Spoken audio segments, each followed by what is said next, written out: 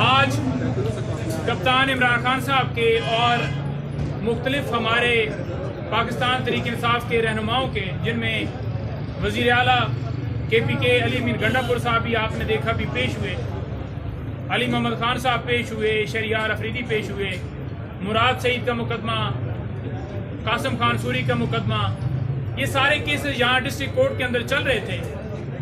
पहले मैं आपको बताऊं इमरान खान साहब की हद तक तो आज अदालत में पेश हुए हैं और खान साहब की यहाँ पर हाजिरी के लिए हमने इस्तदा की है और अदालत ने 20 अप्रैल को इमरान खान को अदालत में तलब कर लिया।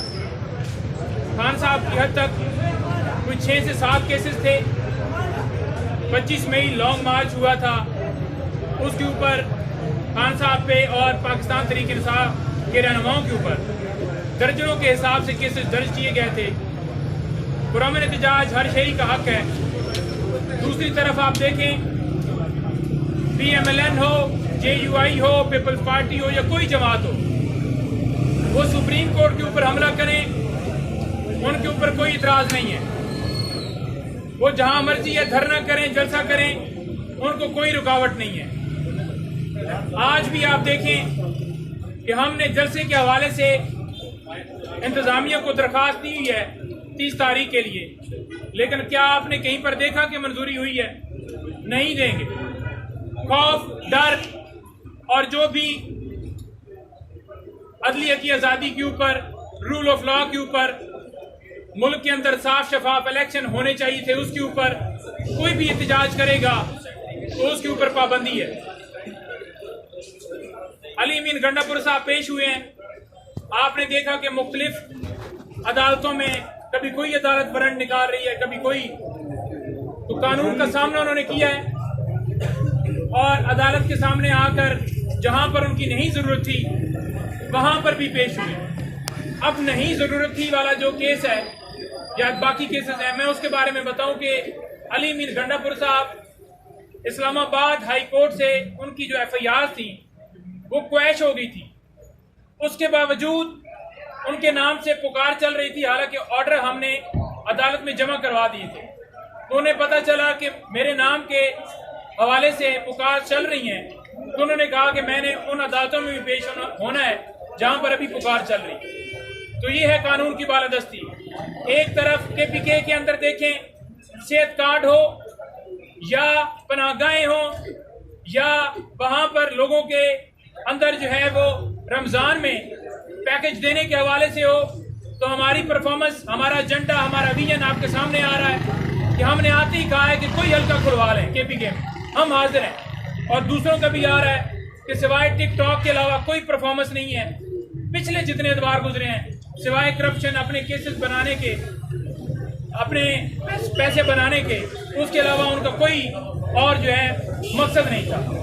इक़्तिदार में आना, केसेस खत्म कराना, नैब के अंदर तरामीम करना, पैसे बनाना, अपार्टमेंट्स बनाना, फिर बाहर चले जाना, बाहर से वापस आना और आकर फिर डील करके इक़्तिदार में आकर वो जो अपार्टमेंट्स बनाए हुए हैं उनका हिसाब ना देना और आकर बरजमान होना और कौम की तौहीन करके जमहूरियत के ऊपर हमला करके कहना कि ये देखें जी, हम जनाब यहाँ पर हमें अवाम ने मुंतखब किया और हम खड़े हैं। अवाम ने आपको रिजेक्ट कर दिया है, किस वजह से? कि आपकी परफॉर्मेंस नहीं है। डोनाल्ड लू के बयान के ऊपर एक कमेंट करना चाहूंगा, एक और कमेंट करके आपसे इजाजत लूंगा। डोनाल्ड लू ने जो बयान दिया है वो खुद चोर है, उसने जो है वो कसूरवार है, वो मुल्ज़म है। जो मुल्ज़म होता है वो कभी भी तस्लीम नहीं करता कि उसकी कोई गलती है। उसने धमकी भिजवाई, धमकी के ऊपर इनकार किया, बाकी सारी बातें उसने तस्लीम कर ली हैं। उसने कहा है कि साफ और शफाफ इलेक्शन, मैं नहीं कहूँगा कि वहाँ हुए हैं। उसने कहा है कि मीडिया के ऊपर पाबंदी है।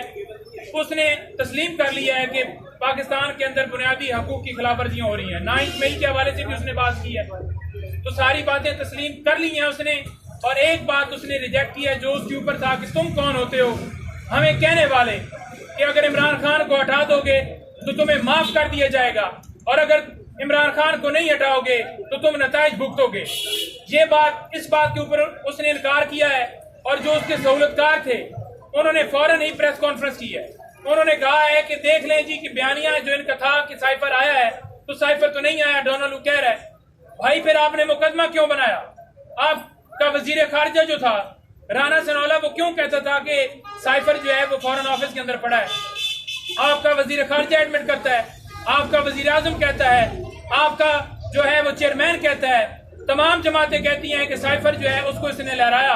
तो अब उस अमेरिका का जो असिस्टेंट है उसकी ताबेदारी करते हुए आप कह रहे हो कि जनाब वो कह रहा है कि साइफर ये ही नहीं है। तो फिर केस किस बात का चल रहा है? किस बात की इमरान खान को सजा है? बात यह है कि साइफर आया, साइफर के बदले में हुकूमत गिराई गई। 2 नेशनल सिक्योरिटी काउंसिल की मीटिंग हुई जिसमें यह बात तस्लीम की गई कि ऐसी लैंग्वेज इस्तेमाल की गई है और उसके ऊपर डी मार्च किया गया। डी मार्च का मतलब यह है कि हम एहतजाज करते हैं। तो जब डी मार्च कर लिया गया है, नेशनल सिक्योरिटी काउंसिल की मीटिंग के अंदर ये बात तस्लीम कर ली गई है, तो आज फिर तुम अमेरिका के साथ मिल गए हो। तो ये है इनका असल चेहरा। और पाकिस्तान तहरीक इंसाफ के ऊपर ये इल्जाम लगाया जा रहा है कि ये फलस्तीन के हक में नहीं है। इमरान खान एक मुहिब वतन पाकिस्तानी, एक मुसलमान जिसने मुस्लिम उम्मा का मुकदमा लड़ा। 15 मार्च उसने इस्लामोफोबिया के हवाले से दिन मंजूर करवाया। इमरान खान ने अल-कादर ट्रस्ट बनाया कि वहां पर इस्लामी तालीम हासिल की जा सके और इन्होंने उसके ऊपर ही, उस अल-कादर ट्रस्ट के ऊपर ही मुकदमा बना दिया। वो एक मुहिब वतन पाकिस्तानी। मेरे साथ इमरान खान ने कहा कि आप जाकर फलस्तीन के हवाले से बात करें और बताएं कि हम इसराइल को कभी जो रियासत है तस्लीम नहीं करते। ये जो नवाज शरीफ है, इमरान खान के लफ्ज हैं। नवाज शरीफ है, ये आया है पाकिस्तान में, इसने आते ही कोई बयान दिया है? इसने आते ही कोई फलस्तीन के हक में स्टेटमेंट दी है? क्योंकि ये अमेरिका और इंडिया और उनके साथ मिला हुआ है और उनके साथ ये बात तय करके अमेरिका के साथ ये डील करके आया है, तो लिहाजा इसने नहीं बोला। और दूसरी तरफ हमारे ऊपर इल्जाम है कि ये इदारों के खिलाफ है। हम इस बात की पुरजोर मजम्मत करते हैं। ये जो कैंपेन चलाई जा रही है, इमरान खान के अल्फाज आपको याद होंगे। उन्होंने कहा था कि ये मुल्क मेरा है, ये अदारे मेरे हैं और कोई ये प्रोपेगेंडा करने की जितनी मर्जी कोशिश करें, जितने मर्जी अपनी सोशल मीडिया की टीमें या अपने तर्जुमान भर्ती करें कि हमने अटैक करना है। इनके पास परफॉर्मेंस के लिए एक चीज भी नहीं है सिवाय इमरान खान के ऊपर झूठे केसेस, जेली बहतान लगाने के।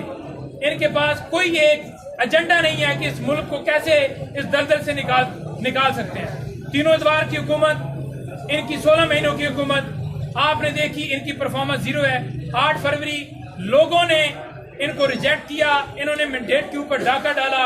इमरान खान का, पाकिस्तान तहरीक इंसाफ का, पाकिस्तान तहरीक इंसाफ के वर्कर्स का 2 टोक जवाब है कि हम इंशाल्लाह ताला इनके हलक से ये मैंडेट वापस लेंगे। ये जलसे, जुलूस, रैलियां, लॉन्ग मार्च, धरने, इनके हम एक्सपर्ट्स हैं और हर जगह के ऊपर आप देखेंगे कि इंशाल्लाह ताला हम दिन ब दिन ये जो सिलसिला है आगे बढ़ेगा। तो सब ये बताइएगा कि डोनाल्ड लू को भी पेश कर दिया गया, पीटीआई की तरफ से प्रेस कॉन्फ्रेंस भी होगी, अब नेक्स्ट प्लानिंग क्या है? देखिए, नेक्स्ट प्लानिंग हमने 30 के लिए इजाजत मांगी हुई है और ये एहतजाज पूरे मुल्क में इंशाल्लाह होंगे। और एहतजाज की सूरत में अगर ये गिरफ्तारियां और सिलसिला यूं जारी रहा, हमारे लोगों को उठाया गया, तो फिर खान कॉल देगा, फिर इंशाल्लाह लॉन्ग मार्च भी होगा, फिर जो खान का हुक्म होगा उसके ऊपर तकमील होगी। और जब तक ये मैंडेट वापस नहीं करते, हम कानून की बालादस्ती के लिए जंग लड़ रहे हैं, इक़्तिदार के लिए नहीं है। और कानून की बालादस्ती यही है कि जो मैंडेट है वापस किया जाए और असल नुमाइंदों को जो इस मुल्क के अंदर कानून चाहते हैं उनको यहाँ पर होने दिया जाए। हम यही बात ये बताइएगा